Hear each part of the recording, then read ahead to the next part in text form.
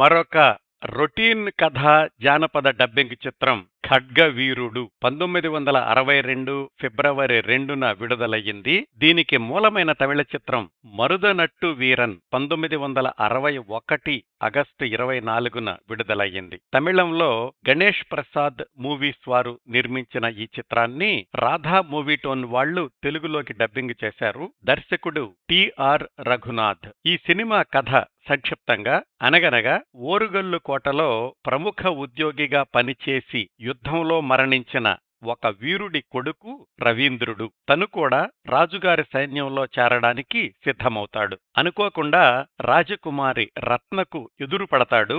అపార్థాలతో మొదలైన పరిచయం ప్రేమగా మారుతుంది.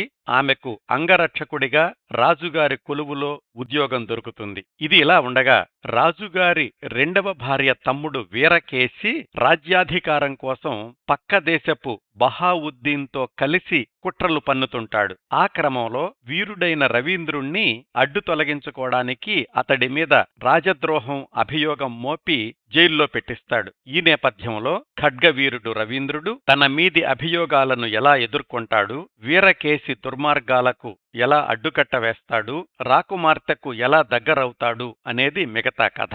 ఈ డబ్బింగ్ సినిమాకి మాటలు పాటలు ఆరుద్ర రాస్తే ఎస్వి వెంకట్రామ అయ్యర్ సంగీతం సమకూర్చారు.